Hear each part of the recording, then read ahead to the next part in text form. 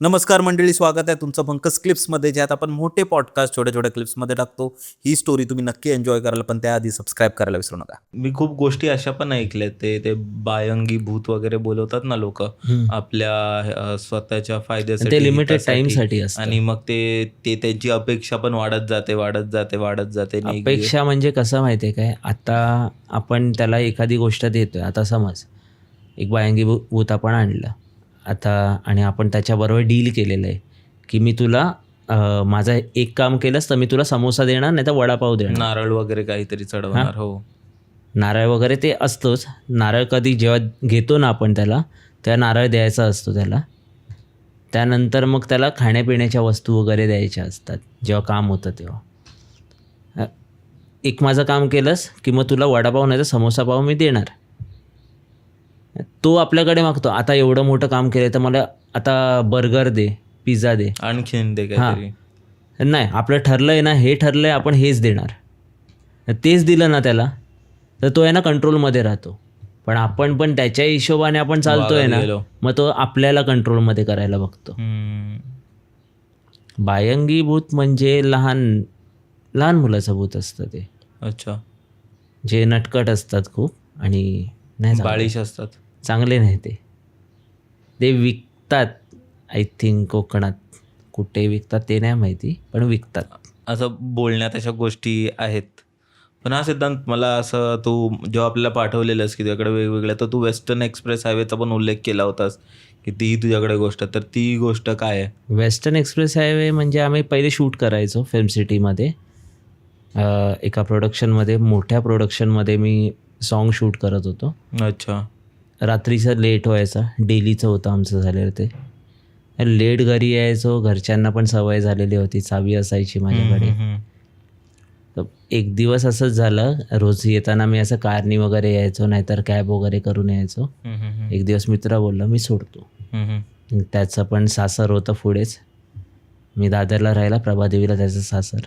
तो सासरी जाणार होता, याचं काहीतरी काम होतं, दुसऱ्या दिवशी सुट्टी होती. आम्ही निघालो एकत्र.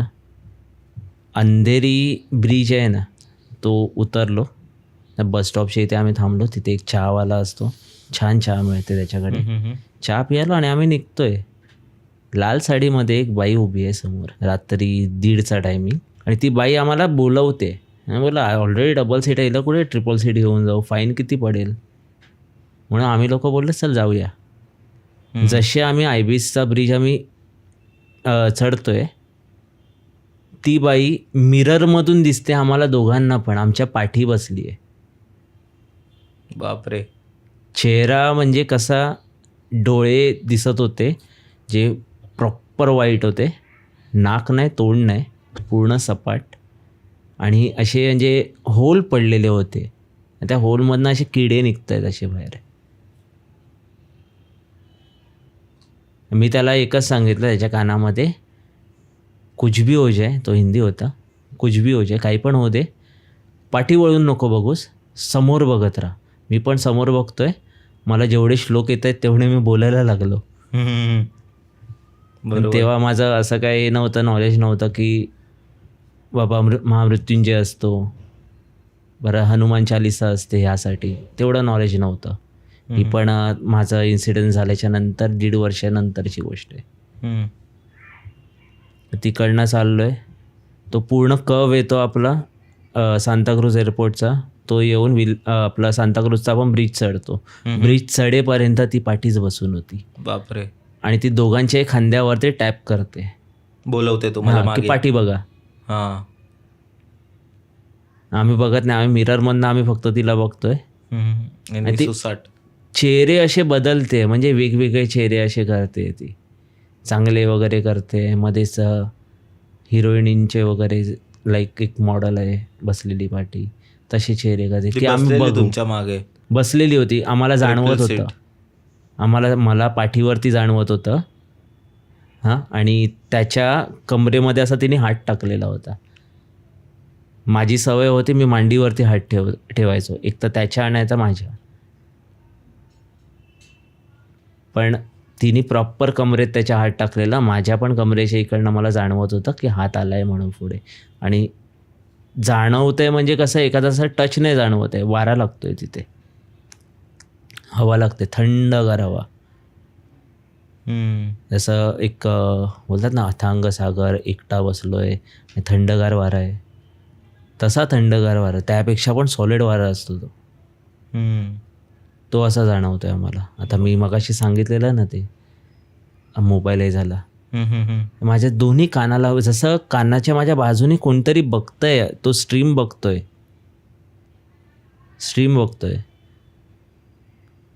असा स्ट्रीम बघताना 2-3दा झालेलं आहे माझ्यावर. चेतनची पण स्ट्रीम बघितलेली होती तेव्हा झालेलं होतं. एकदा रूटरवरती मी स्ट्रीम बघत होतो, एका यूट्यूबरचा मी मॉड पण आहे, मी नाव नाही सांगू शकत, पण त्याची पण स्ट्रीम बघताना एकाला मी हे केलेलं होतं, टाईमआउट दिलेला, तेव्हा पण माझी स्ट्रीम अचानक बंद झालेली होती. हे तेव्हाच होतं जेव्हा मी एकटा बसून असतो, माझ्या गळ्यामध्ये कोणती माळ नसते, काही नसतं, हातातला ब्रेसलेट नसतो. त्याच वेळेला होतं जेव्हा ह्या गोष्टी मी परिधान करतो ना, तेव्हा माझ्याबरोबर असं काहीच नाही होत. मला दिसतात पण जवळ नाही येत. आता रिसेंटली गोष्ट आहे, 1 महिन्यापूर्वीची. मित्र माझा ध्यानाला बसलेला होता दादर स्मशानभूमीमध्ये. स्मशानात ध्यानाला? हां, त्यांनी ब्लॅक मॅजिक त्यांनी हे घेतलं आहे आणि सिद्धता आहे त्याच्याकडे त्याची. त्याचं नाव पण नाही बोलू शकत, कारण की आहे त्याच्याकडे खूप अशा पॉवर्स आहेत ज्या आपण नाही करू शकत. ओके. तो जेव्हा ध्यानाला बसलेला ना, त्याला अक्षरशः उचलून फेकत होते भूतं. दुसऱ्या दिवशी त्याचे आम्ही जखम असतात ना ते बघितलेले आहेत.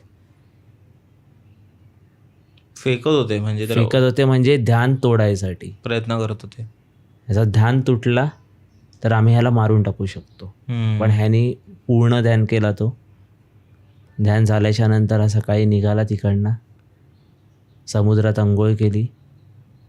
आता खारं पाणी, जखम झाली आहे, जखम जळणार ना, जळत नव्हती, ती हील होत होती.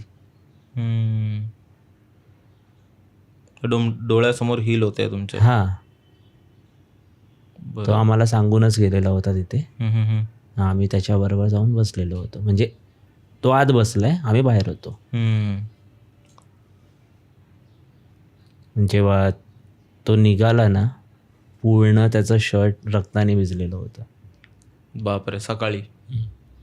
ते एक असतं, लाल कपड्यावरती बसायचं असतं, लाल कपड्यावरती बसूनच तो ध्यान करायचा असतो. तो एक मंत्र असतो, तो बोलायचा असतो. जसं रावण संहिता माहिती असेल? सांग जरा. रावण संहितेमध्ये आहे ना एक अध्याय आहे, आता कितवा अध्याय तो नाही आठवत आहे, पण त्या अध्यायामध्ये आहे ना अमरतेचा मंत्र लिहिला आहे, ज्याने माणूस अमर होऊ शकतो. पण त्याचे पण काही गोष्टी आहेत. रावणाने जसं शंकर भगवानांना सिद्ध केलेलं होतं, शंकर भगवानांबरोबर युद्ध केलं, त्याच्यानंतर त्याचं हार झाल्याच्या नंतर त्यांनी त्यांच्याबद्दलचं सगळं ऐकलेलं होतं, ते सगळं आत्मसात केलं, त्यांच्याबद्दल म्हणजे पूजापाठ करायला लागला शंकर भगवानांचे. नंतर त्यांनी एक मोठा यज्ञ ठेवलेला होता, त्यामध्ये त्यांनी सिद्ध करून घेतलेलं होतं. भगवान शंकरांना सिद्ध करणं एकदम सोपी गोष्ट नाही. आपल्याला खूप महिने त्या बर्फामध्ये बसायला लागतं, तेव्हा ते सिद्ध होतात. बरोबर. ह्याने ते सगळं केलेलं होतं आणि ह्याला तो मंत्र मिळालेला होता अमरतेचा. तो मंत्र आहे त्याच्यात, पण आपण अध्याय वाचतोय ना संस्कृतमध्ये, ते वाचता वाचता तो मंत्र पण वाचून आपल्याकडनं जातो. पण तो मंत्र आपल्याला 12 वेळा वाचायचा आहे. 12 वेळा आपण रिपीट केला ना तो मंत्र, तर आपल्याकडे पण ती शक्ती येऊ शकते. पण त्यासाठी भगवान शिवची सिद्धता आपल्याला झाली पाहिजे.